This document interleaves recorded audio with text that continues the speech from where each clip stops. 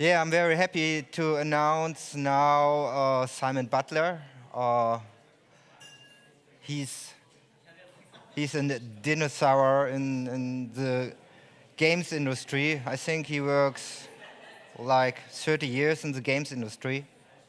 And when I was a young gaming kid in the 80s, he works for one of my favorite gaming studios for Ocean. I play a lot of games from Ocean. It's a gaming company from UK, and they make a lot of great games. And Simon is now very well known for his pixel art, retro style, and I think he will tell you nice stories about pixel art. Welcome, Simon. Am I on? Oh, yeah, great. This seems to be the afternoon for men with hats. Okay, the one thing I was going to try and avoid, but I kind of like saying it because it makes me feel good. I've worked on more games than any other artist in the world. Don't know why, don't know how, but I have. And strangely enough, my art hasn't changed from day one to now. I'm a pixel monkey. I'm very, very proud to be a pixel monkey, and that's what this talk's about today. Okay, this talk is called 2D Pixel Animation. It's hip to be square. Or how to do the same thing for 35 years and not go mad. Okay? Right, I actually, for the first time ever, I actually wrote my talk. Normally I just wing it, but... So my topic today is 2D pixel animation, and rumor has it that I'm supposed to be something of an expert. And while I wouldn't say that because there are an infinite number of incredibly talented kids, and they are kids. I mean, I've got socks older than most of the kids in the industry today, and the work they're churning out is absolutely mind-blowing. But what is a fact is that I've created games for over 3 decades, so I should know my trade. I should be able to say, this is how you do pixel animation. I could show you, but it would just be, I'd be doing something automatic. So I found writing this talk very, very difficult because I've been involved in the craft for 35 years, I've never stepped outside and looked at it and said, what is it that I do? I just did it. It's something that's automatic. It's as natural to me as breathing. A lot of people laugh at it. Till the day he died, my father had that one mantra, when are you going to get a real job? Even though I was making more money than he could even imagine. Yeah, you'll probably find my stuff kind of, it is, the previous talk was the sublime, this is the ridiculous, okay?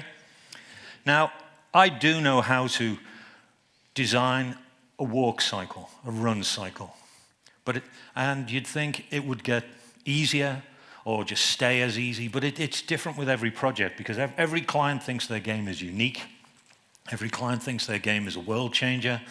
Every client thinks their game is like going to get me excited and probably doesn't. But yeah, so you design somebody walking. Every game has somebody walking, somebody running, somebody climbing, somebody shooting, somebody picking things up.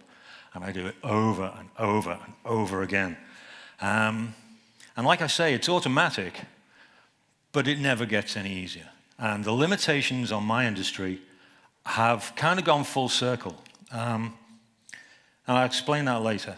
But when people normally learn a topic, they start at point A, move to point B, so on and so forth, so that when they finally get to Z, or Z, or whatever you want to call it, they can bake a cake, fly a plane, or drive a car. Now, I didn't learn pixel animation in that manner. The reason for that was that my industry, sounds crazy, my industry didn't exist when I started. We just started doing computer games, never thinking that they'd still be around 35 years later. So we were just doing they're shit, okay? I'll also apologize, I do swear an awful lot, but it's a very Liverpool thing, so you're just going to have to deal with it. It was just something we did.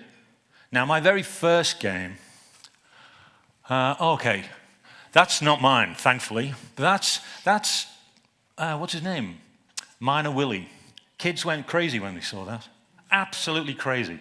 They thought it was the most amazing thing ever. And I'll explain why that is amazing later on. Now, because sprites are the black parts, are the pixels, and the white parts are gaps, they're ones and zeros. That's a current image. I keep none of my work. So artists all created their work on graph paper. And my very first job was create work on graph paper and then type it in. 0, 1, 0, 1, 1, 1, 1, 0. Press thumbs and then hope to Christ that it worked. You know, 9 times out of 10, it did. You know, the one time it didn't, well, tough, start again. Now, my first game, whoa, we seem to have, like, really, oh no, yeah, oh yeah, that's my first game. And it was supposed to be my first and only game. I was going into advertising, right? But I didn't. I ended up drawing stupid things like this. And yeah, you laugh. For 2 days' work, I got €8,000. They're the most 2 successful days of my entire career. Needless to say, the company did not last very long paying salaries like that. But anyway, once we moved out of graph paper, things like this started appearing on the high street that artists could use to create their graphics. They were really good for creating pictures. They're absolutely awful for animation. Terrible. There was no tool on the high street for anyone to create animation. So we spent a lot of time drawing each other. You'd stand there and do this, and we'd say, no, no, no, no, don't go too fast. You know, I need to see an in-between. You know, what we needed in-betweens for, I don't know, because we had, if we were lucky, we had 4 frames.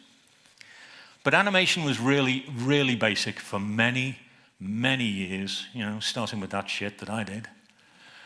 Then I ended up working at Ocean Software, who were the biggest and most successful European company in the 1980s.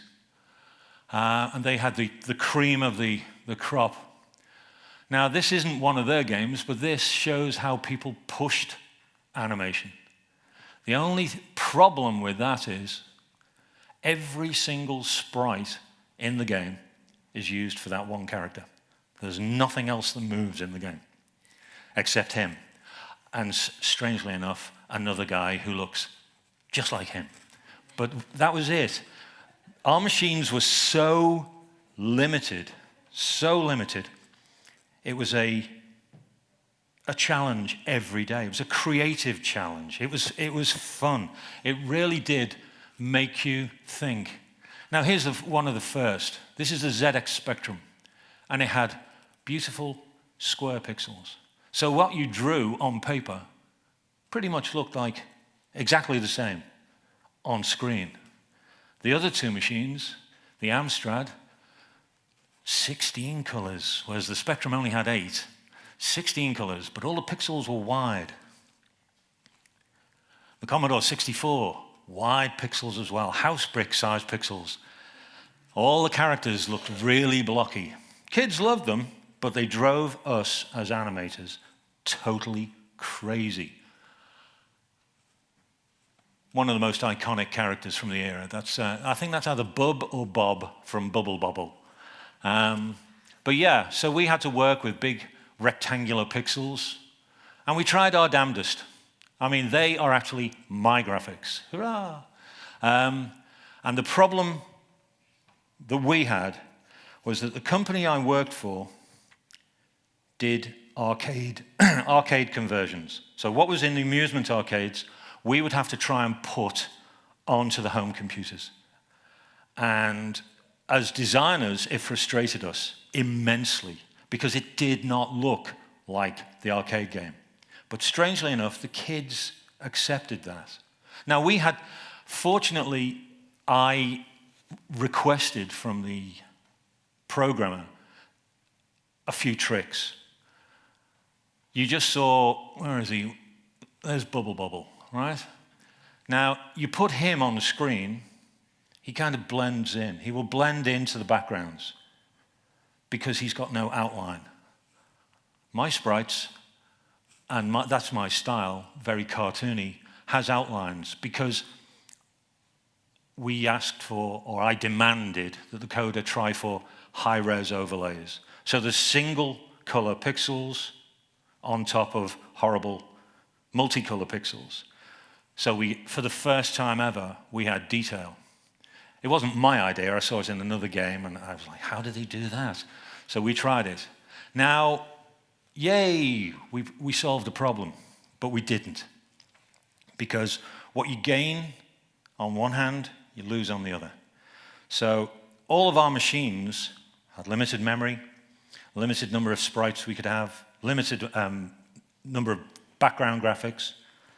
So by putting all of those sprites together to make him, you lose it on other things. So what you gained on this side, you lose on the other. And it was a constant battle, and it still is to this day. Now, the 8-bit days not only restricted an artist in the size of his sprites and the number of the sprites, because the size of the sprites were invariably 16 pixels square. There's not a hell of a lot you can do, you think. And if you were lucky, you'd have a 4-frame walk, which never looked good. You wanted it to look good. If you pleaded with your coder, he might allow you a few more frames. And we were always constantly trying to outdo each other, constantly trying to beat the other companies, constantly trying to beat the other artists in the company. And one of the points that I've made at previous talks is that, and I touched on very earlier, because it was the birth of the industry, there was nobody we could turn to for help. You've got the internet now. There are animation books. There's animation courses. There's colleges. There's universities. There's online tutorials. There was none of that. Like I say, we were drawing each other. It was like, what does a 4-frame walk look like? What does a 6-frame walk look like? We didn't know. What does a sword swing look like? So the early days of the animation were a bunch of stupid guys, mostly guys, because girls had more sense than to have anything to do with the birth of the industry. Thankfully, they've come around now and they're saving us stupid old men. But right at the very beginning, you had a room full of guys swinging sticks and pretending to shoot things. And if you were lucky, you'd have a camera. Or if you were really lucky, you'd have someone who could draw really fast and really, really well. Very few people used video footage. There were one or two, but that came a little bit later. But all of a sudden, the industry discovered this guy.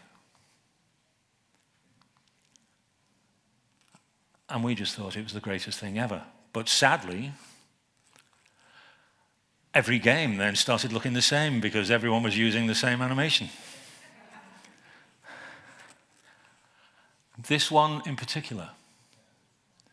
This really melted our brains as young gamers. I mean, really, we just, what the hell? I mean, we didn't know that Jordan Mechner, he'd filmed his brother running around in the back garden. He'd used this rotoscoping before on a previous title called Karateka, but I couldn't find any footage of that. But he created Prince of Persia, which then became an iconic part of my industry. Personally, graphically, I loved it, but my problem with this game is that because it is perfect animation, it has to run through a full cycle before he can get from here to here. Whereas tiny frames of animation, you can kind of shuffle towards the edge of a platform, but no, 9 times out of 10, you'd run straight off the edge, or, yeah, you know. Oh no, He can't do that because he's got to go all the way through that movement, and it's too late. The other guy's poked you in the guts with his sword. So, like I say, some got very, very complex. Others, very simple. Very simple. This was DuckTales on the Nintendo Entertainment System.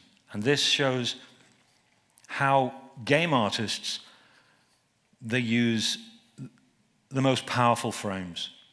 If you're really limited in the number of frames you have, and we were, you go for the most dynamic. Legs together, legs apart. The most iconic run in all of games. 2 frames. No one ever noticed that it was 2 frames at a time. You just loved Mario, and you never wanted him to stop running.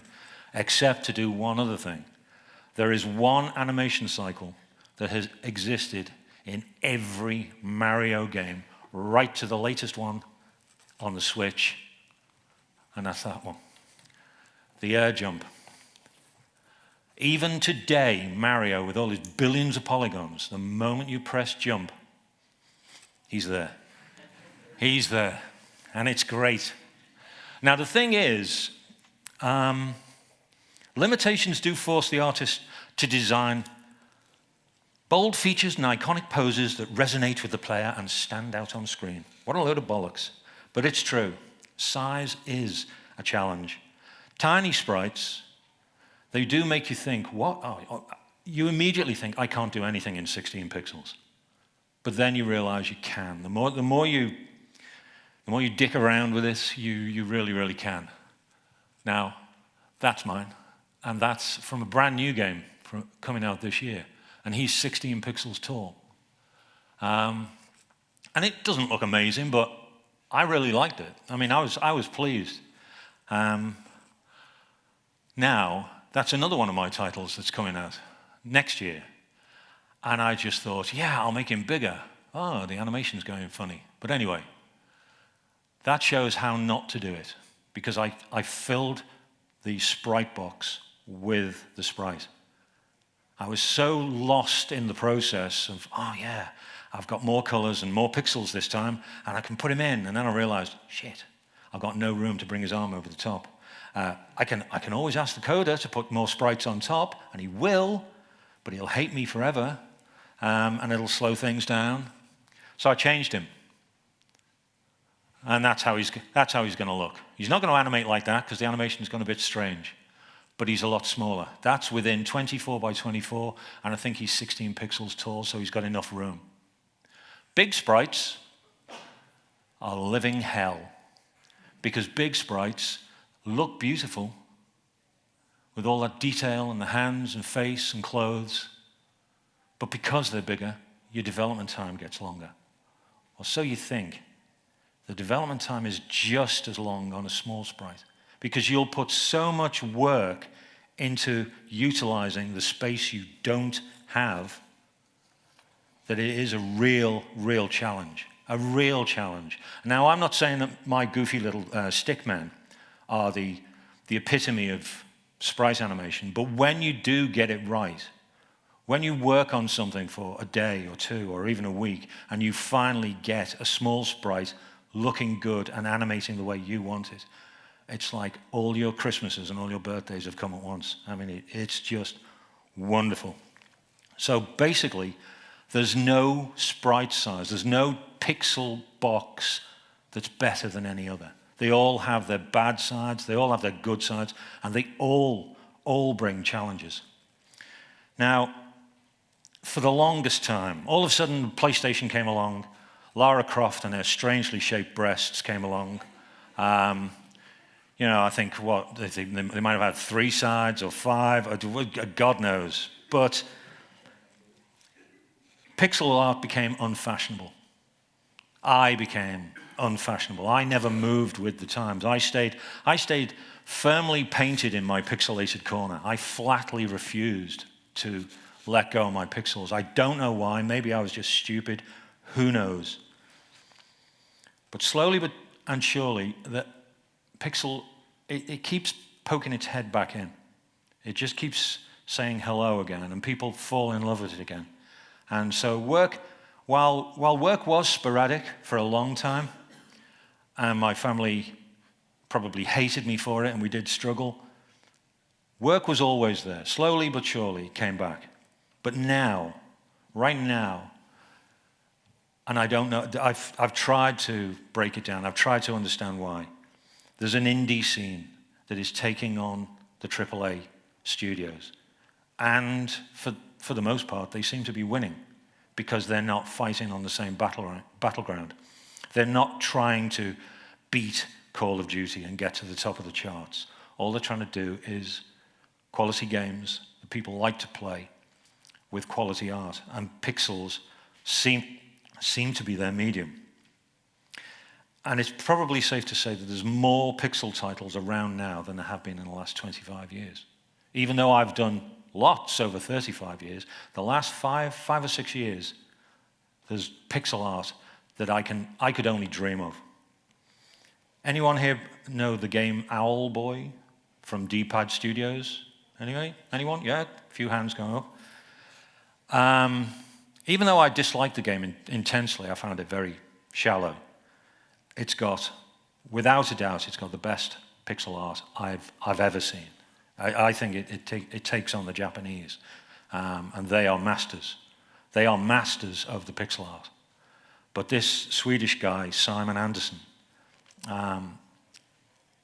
he's just done magic, absolute magic. But because of the pixel and its limitations, and because of the things they wanted to do, this game took 9 years to develop. Most AAA studios, EA, Ubisoft, they would not work on Gears of War or Assassin's Creed for 9 years. If a game took 9 years, they would can it.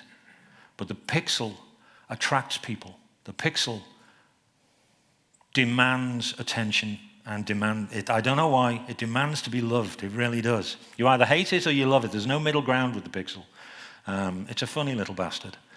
And one of the other reasons, and this is where I'm probably going to have to run for the door quickly, unlike vectors and polygons, there are no tools that can make your job any easier.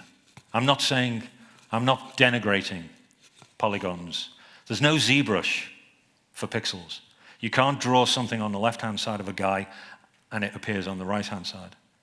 If you're going to draw something minimal, you have to draw the whole thing. If you're going to draw something absolutely amazing and vast and totally mind-bogglingly detailed, you've got to do it 1 pixel at a time.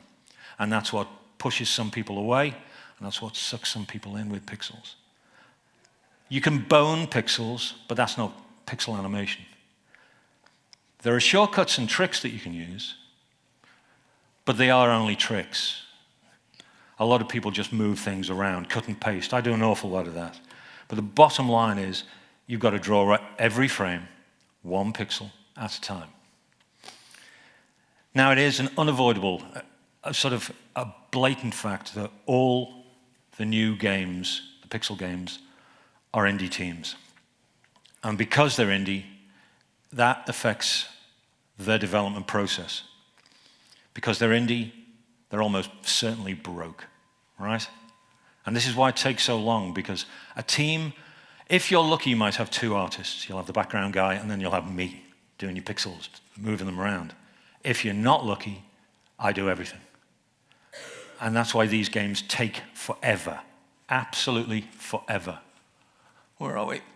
Owlboy. I mean, I found every single frame of animation, and I could have just cycled through that for an hour. This guy, Simon, is just... But Iconoclasts from Konjac, a one-guy team, 10 years.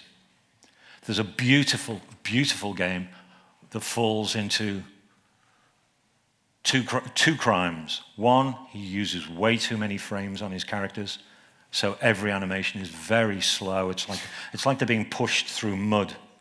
They're beautiful, but everything takes too long. And it is called The Legend of Aya, and he's been working on it for 20 years. It's one of the most amazing games I've seen. It is beautiful. If I hadn't finished a game in 20 years, I would find the nearest lamppost and just hang myself. You know, this guy must have won the lottery. If he's supporting himself Off that, I'll eat this hat. I don't even know if this is from a game, but these illustrate perfectly the beauty of pixels and also the problems. You can build that girl in polygons, and she will look amazing. And then you just set cameras all around her. The pixel artist on this had to draw this in every direction and make sure that the down frames looked like the right frames, looked like the left frames, and looked like the up frames. He's even made life even more difficult for himself because most artists are pushed for time, and most coders will suggest what you do is flip your sprites. So if a guy is walking across this way with a gun in his hand, and he turns, he does not have the gun in this hand, it has magically appeared in this hand. And most gamers don't notice that. The brain just accepts it. Now, with these indie teams, people are throwing out those old tricks. And like I say, whoever this artist is, he's made life really tough for himself by demanding that the sword stays in the same hand. And I've got a sneaky feeling that if I really went searching, this guy's probably animated this girl in not just 4 directions, but 8. So he really has made life hell for himself. Simon. Okay, right. Well, in that case, I'll turn, no, I won't. I'll just go, ba, ba, ba. Okay, that's my rubbish for the next year. The thing about pixels is the challenge. The challenge, if you get it wrong, will frustrate you. If you get it right, it is the most rewarding thing in the world. It really, really is. And at the moment, I'm once again a solitary pixel pusher. And I'd just like to say, it is hip to be square. I'm going to be pixelated till the day I die. So everybody, thank you very much.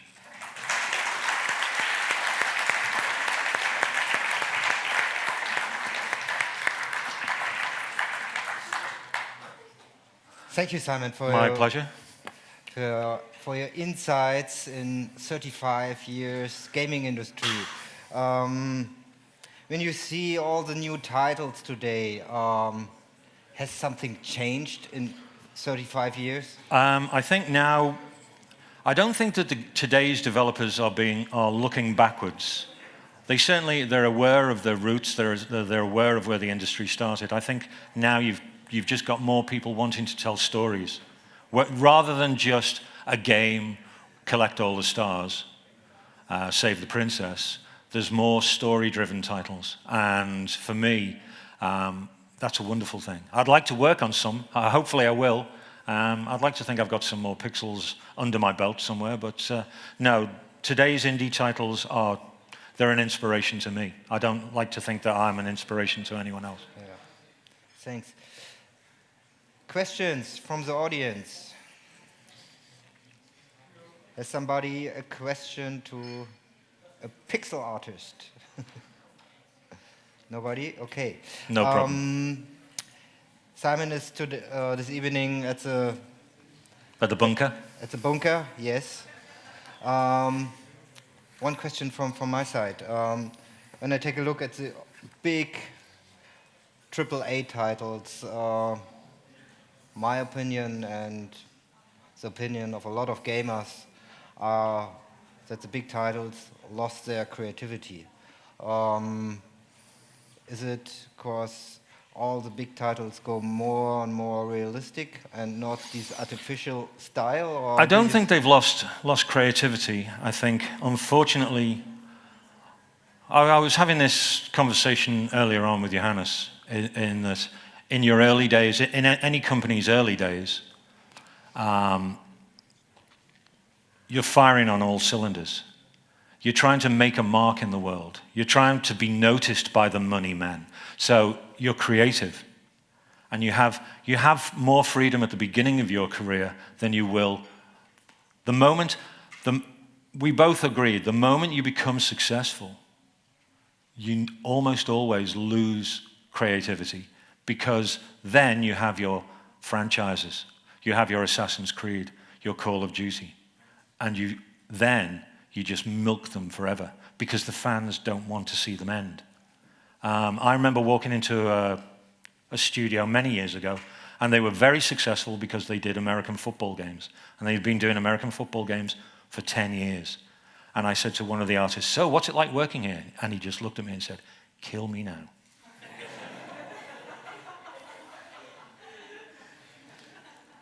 The company was secure forever, but only as long as it kept doing the same thing. The moment you take a risk, it might work, but most probably it won't, because the fans just want more of the same.